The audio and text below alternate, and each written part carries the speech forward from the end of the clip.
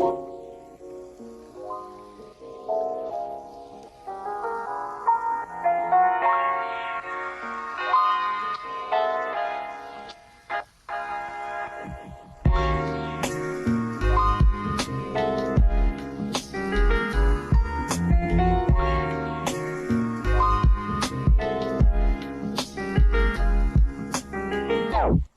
everyone, welcome back to Young and Wifed Up. This is Marcella. And I'm Gabby. And thanks for joining us this week for another episode. Before we start today's topic, I want to quickly talk about Dust to Dust Creative. It is a small business owned by a homemaker, our friend Carly, and she is selling Christian apparel, feminine apparel for homemakers, and I'm wearing one of the t-shirts today. Super cute. And so she's offering our listeners 20% off your purchase if you use the code Young and Wifed Up at checkout, and it's Young and Wifed Up with an and sign.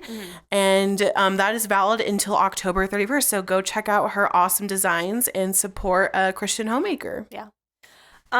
So sidebar before we get into today's topic. I don't know why, but like, you know how you listen to things on a really fast speed? Yeah. And then you think you have to talk that fast? Yeah. That's how I felt at the beginning. Right now? I was like, I need to talk at 1.6 speed. I was like, people don't normally talk this fast. Just talk normal, Marcella. Anyway. Today we're going to be talking about helping mothers during postpartum. I put in my notes a not so exhaustive list, but this is actually kind of exhaustive now that I'm when I looked through it. I was like, oh wow. I just was on a roll, I guess, when I was making the outline. This is just going to be simple and practical things that you can do to help a postpartum mother in your life. So I'm just going to get right into it. Sometimes the best postpartum help takes place before the baby actually arrives. Wow. Things like offering to coordinate meal trains beforehand, even including in that meal train a few meals before her due date. I know when I was very large and just one big mound of flesh, when you're like 8.5 months pregnant, the last thing you want to do is cook. Yeah. And so sometimes having people bringing you a meal kind of towards the end of the pregnancy, wow, it's just very helpful. Also offering to help with nesting projects or postpartum care prep. So I know some people do like the padsicles, like making that stuff, which is really helpful if you're trying to put cribs together, if you're trying to like put random furniture or like decorating the room and all of the baby prep things. But let's talk about, for a minute, physical postpartum care prep. The best way to know what a postpartum mother might need is to educate yourself. Sometimes in the moment, a mother may be so brain fogged that she can't make a decision on what would help her body feel better. So instead of relying on like the age-old question, what can I do for you? Have options that you can offer her to make the decision easier, and then you can go from there.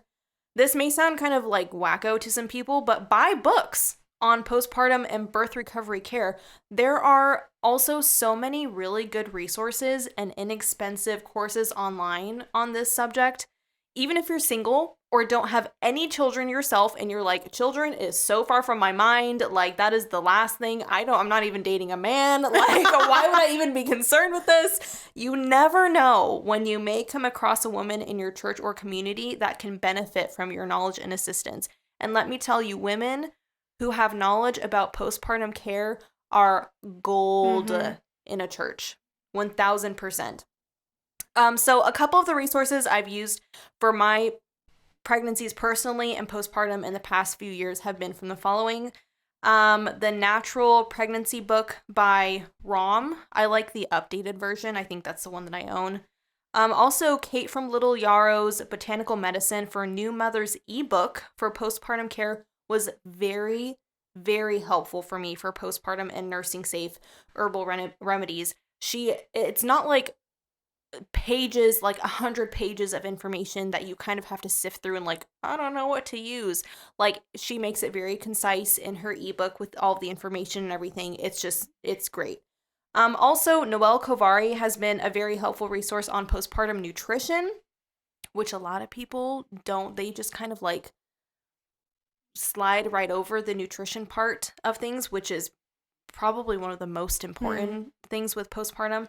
It's definitely, her information is a lot more unconventional, but unfortunately, as of like yesterday, her massive Instagram account was hacked into and all of her information was wiped. No. Oh, so that's she started awful. a new account. She had like 120,000 followers. Oh, poor thing. That's awful. And I kid you not, guys, she had probably thousands of hours of uploaded information on that account, and I feel so terrible. So her new account is Noelle Kovari with an underscore at the end. So go follow that one. Her stuff on postpartum nutrition is gold. Yeah. Like I said, it's a lot more unconventional than you would probably hear from like your OB-GYN. I'm just gonna be honest. I only really have resources that are more natural remedy based because that's what I've had an inclination towards with both of my pregnancies. So I'll just put a disclaimer that, as some of you probably already know who are in the crunchy sphere, that there can sometimes be woo-woo stuff with Eastern medicine and natural remedy resources. Guard your hearts. So just eat the meat and throw out the bones, toss the weird spiritual stuff out the window, because that's obviously not for us as Christians. But I mean, a lot of the other stuff is very helpful, so take the other things and throw it out. Simple things like preparing nursing-friendly tea blends or even really yummy lactation baked goods, because let's be honest, some of them are straight up nasty. Like eating Did you ever watch Blooming Village? Yes.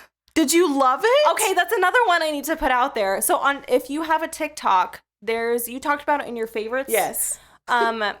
There's a TikTok, blooming.village, and her account is very low key. She doesn't have a lot of followers, but her information is just very wholesome. So good. And all of her content that she makes, she does a lot of stuff on like postpartum care. What can you do when you go and visit a new mom? Like she does it kind of like in skit form, like you were saying in the other episode. It makes me want to cry. It's so precious. It's very sweet, and it's very helpful when you're like, I don't know how to interact with a new mother. I'm a little bit intimidated. I'm a little scared. I don't know what I'm getting myself into. I've never done this before. Like sometimes that's a really fun account to watch. Sometimes people don't end up helping because they're like, I don't want to mess it up. Or like, I don't want to do the wrong thing, because they know that new mothers can be, to an extent, very fragile. And so it's like, you won't know unless you get yourself in it. Even if it's like you and another woman who is more experienced in this, like tag teaming, so that she can kind of guide you through the process. Like, okay, this is what we're gonna do now. This is what we're gonna do for the mom. Like that, I can see also being very helpful. Don't scold her for wanting a burger or something spicy, and tell her all about how it will give the baby colic and all of this other like crazy stuff. They're gonna grow an extra toe. I don't know.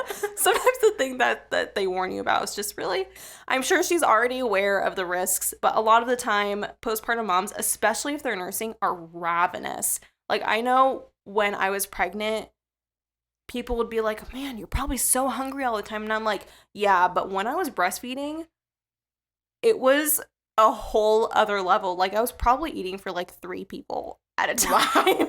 Like, it's intense. Have some good takeout options ready to offer to send her if you can't physically go over to her place. Things like chicken tortilla soup or pho are hearty and very nutritious, but if she's craving Taco Bell, ask no questions. Yes. Just send it. Yes. Also, sending digital gift cards with a meal delivery app is also gold, so that if she doesn't need it right then and there, but you're offering it to her, she can use it at another time when she might be in need. There are other things like making yourself available to run a couple errands if needed, doing some simple grocery shopping for them while they're at the hospital or birth center so they're stocked up on food when they get back. Sometimes a quick pickup of the house and a fast like wipe down of surfaces can really help boost morale for when they get back home. Sometimes women are leaving in a panicked situation because some women, they have their babies like that. Yeah. Like there's no time to, you know, kind of clean around the house or whatever. It's like, I've got 1 hour until this baby's flying out of me. And so the house ends up being a disaster. So sometimes going in, obviously with their permission, don't break into the place to just be helpful. That's a little like weird. Dwight Schrute style in the office when Pam and Jim have their baby. Yeah. And then he starts renovating their kitchen. Please don't break into people's houses and renovate their kitchens. You may mean well, but... And then they come home, and he's like, I'll be out of your hair in a few days. And they're just like, okay. Go to their room. Don't be like Dwight. Yeah, don't be Dwight. Don't pull a Dwight. Anyway, obviously all of this with their consent beforehand. I probably should have prefaced this with that. Anyway, that's kind of like good for like physical, you know, taking care of the physical like environment and also for her body, for recovery and all that stuff. Now for kind of like the emotional support. When you're actually going to visit a postpartum mom, be very hard to offend. Mm-hmm. Obviously, no one is excused from being straight up rude when it's really not necessary, but people tend to mistake a mother being firm with her being mean.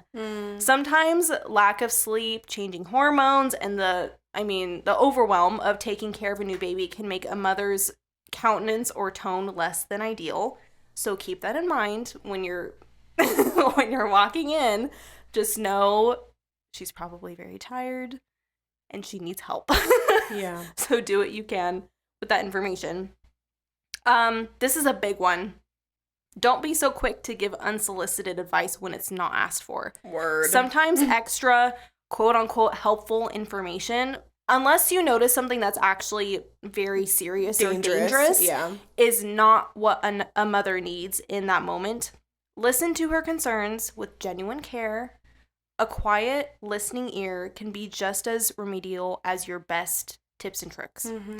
Obviously, not all unsolicited advice is necessarily bad, but it can easily come across as subtle criticism. So tread very lightly. I think this is more tempting for people that have already multiple have children. Yes, 1,000%. And they're like, well, I just don't want you to make the same mistakes I did. And like, and it's like, yes, absolutely. And I know that there are definitely people that are actually malicious and like are controlling, but then there are people that are like, I just genuinely want to help you. And like you said, sometimes the most helpful thing is to just listen and just be there for them. And sometimes there are times, like as a new mom, that you actually have heard all the best tips and tricks, but the only way that you can learn is by living it and failing and learning from your mistakes. And so, yes, sometimes, it is, like you were saying, helpful when people want to, they want to help because it's like, don't do what I did because this went horribly wrong or whatever, and this helped so much. And it's like, just let them know. If they come to you and ask, like, do you have any good ideas? Like, do you have any suggestions? Yeah. Then by all means, like, go right ahead. But like I said, sometimes it can just be a form of subtle criticism and we don't really realize it. If your family member or friend just had a baby, don't use this time to test her loyalties to you. Immature relationships can weed their way out of a new mom's life just from someone, a friend or whatever, waiting on the mom to prove that she still wants to be friends by initiating hanging out or keeping in contact. Don't be this person. Know that during this short period of her life, I know to you, like, if you're like, what happened to my friend? I never hear from her anymore. She had a baby, yada, yada. So you might be like, oh, man, like, it's been a month and I haven't heard anything. But this is just a short period where it's just, like, insane with a new baby. You will most likely be reaching out first more often than she does during this time. This isn't because she doesn't care anymore, but because her brain has needed to literally make space for taking care of a whole new human being in her own recovery. Like, I think a lot of people don't understand, like, a woman's brain literally has to completely rewire after she has a baby. Like, the amount of even just, like, psychological things that are happening, like, mom brain is not, like, it's not a myth. Like, it's actually a real thing that happens. Helping around the house is kind of going back to, like, environment things. Helping around the house by putting dishes away, washing bottles, folding laundry. Double check with this one, because some people don't want you going through their unmentionables. Or watching her other kids if she has any. This is another thing. So moms of multiples, if your postpartum friend has other children, offer to take them out for a few hours. I mean, even better if longer, if possible. So she can actually take a nap during the day when the baby's also sleeping. Don't make comments on all the favors you do for her by watching her kids, but approach the situation with joy and that you love spending time with her children. Sometimes people offering to watch your kids under the guise of, like, look at all the things I'm doing for you. Like, wow, I'm such a great person. I'm babysitting. Instead of, like, I love it when people are like, I want to take your kid out because I want to spend time with them. Yeah. Like, I love them and I want to hang out with them and it's, like, going to be a good time for me, as opposed to, like, all right, I guess I'll do it with kind of, like, huffing and puffing. Yeah. Yeah.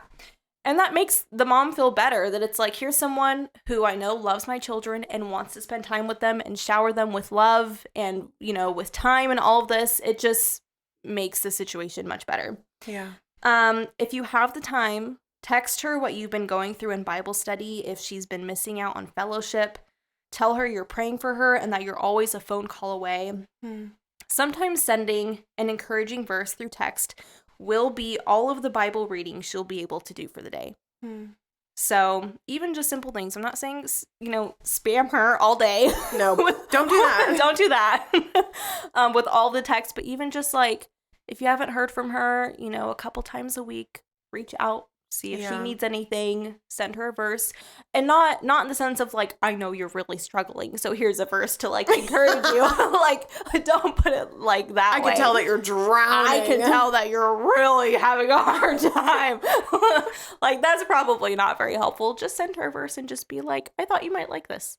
Yeah. I thought this would be, you know, this really helped me today, so I just wanted to encourage you with it. I don't know, something like that. Vague. And last but not least, if she asks for privacy, give it to her with understanding. And to postpartum moms, take the help. Guard yourself from the pride of thinking you should or can do it all, because you can't. There's wisdom in sometimes being cautious about who you receive help from, but purposeful isolation never results in good things. Be a part of a good local church that values hospitality and will love you well. So that's kind of the end of my spiel. There's obviously tons more information with a few resources, and even beyond that, you can even look to who those people recommend. Yeah. And that sort of thing. No, I think somebody that doesn't have children, I have seen all of my friends and family have babies. And one big thing that I've learned is to have no expectations for how they're going to adjust, how they're going to behave, if they're going to reach out, if they're going to be your friend still. Like, and I don't know, I guess since I've kind of been around the block with all my friends and family, it's just kind of like natural for me now. But I do remember it being hard when, like, I was, 20 and my first friend had a baby, and it was like, how do I help her? How will I help her? What will happen to our friendship? And you know what? The best thing that I've seen, and I've talked about this before on the podcast, the best fruit that I've seen is to truly love their kids and see it when our friends get married and when they have children and you're not there yet. Like in my circumstance, I don't have children. And I remember I was one of the last people to get married out of my friend group that,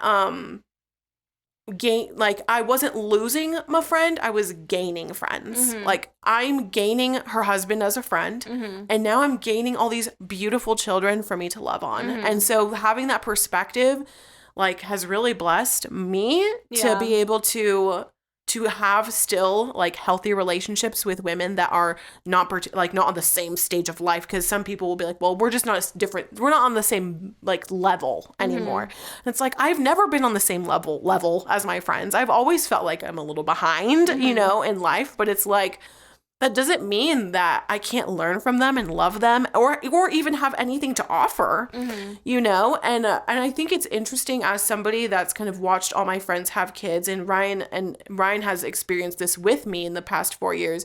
It's given us the ability to kind of see things that work, things that don't work, things that, you know what I mean? So there's so much benefit to having so many such a variety of people in our lives that like we don't have the same like situation, but it's blesses us so much. In fact, I think it blesses us even more to have so many friends that have so many different family circumstances, and have older people in our lives and younger people in our lives, and people that like, that's community, that's the church. And I think that the more that we lean into that, like, I hate that word, but the more that we the more that we do that, we embrace it. We embrace that, the church as a whole, and loving one another and giving into hospitality, that we will be blessed by that, you know? Yeah. And I think you've also probably noticed that eventually the moms come out of the fog. Yes, they do. They always do. It may take some people longer. Yes. Like, I feel like I took a while with my first, with Seth, to come out of the fog. And then, I mean, on top of that, I was also diagnosed with postpartum depression, Yeah. which also didn't help with the brain fog part. And like, kind of like, oh, there's a world outside of my child. Because it's like, it's supposed to be your world for a time. Yeah. Like with a new baby, that new baby is supposed to be your world. Like it overtakes your mental, physical, just like everything, especially with all, you know, the breastfeeding and all that stuff. It's just, it is very overwhelming, especially for a first-time mom who, you know, is maybe adjusting with the transitions. Like, I think you could probably safely say that, like, just be patient. Totally. Oh, yeah. And then eventually, like I said, have no expectations. Yeah, definitely. And then be there. Like, I always say, I'm here for you when you're ready. Like, whenever you're ready, I'm here and I'm praying for you and I love you. Yeah. And it just, they always do. Yeah. Sometimes I've seen some friends kind of like you had a longer process with Seth. I feel like Eli was a little bit faster of a process of you getting out of the newborn fog. Yeah. But it does, like, you know, they come back and now it's not like you have a more developed version of your friend. You're not losing them. You're gaining so much. So anyway, I thought you had a lot of good stuff to say. And I really love Blooming Village. Like, I've been learning so much.